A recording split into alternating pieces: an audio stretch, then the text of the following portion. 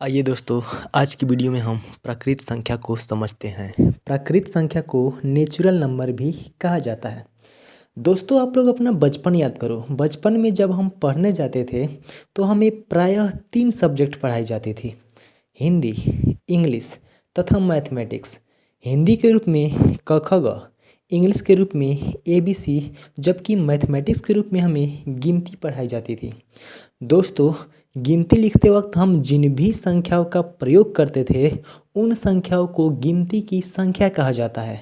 और याद रखना, गिनती की संख्या ही प्राकृत संख्या कहलाती है। दोस्तों, एक चीज़ और याद रखना कि प्राकृत संख्याओं का प्रयोग गिनने के लिए किया जाता है।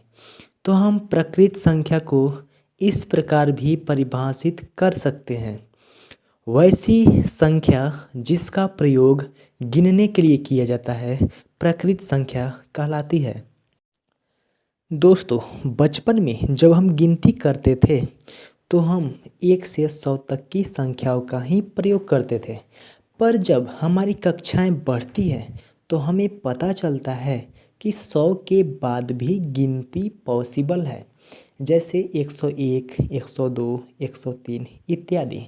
लेकिन जब हम गिनती को आगे बढ़ाते जाते हैं तो हमें पता चलता है कि गिनती का तो कहीं अंत ही नहीं है, अर्थात गिनती की संख्याएं अनंत हैं। अब चूंकि गिनती की संख्याओं को ही प्राकृत संख्या कहा जाता है तो हम बोल सकते हैं कि प्राकृत संख्याएं अनंत हैं। तो फाइनली प्राकृत संख्याओं के लिए हमारा उदाहरण हो जाएगा 1, 2, 3, 4 डॉट डॉट डॉट, आप जहाँ तक गिन सको। अब आप ये सोचो कि सबसे छोटी प्राकृत संख्या 0 होगी या फिर 1।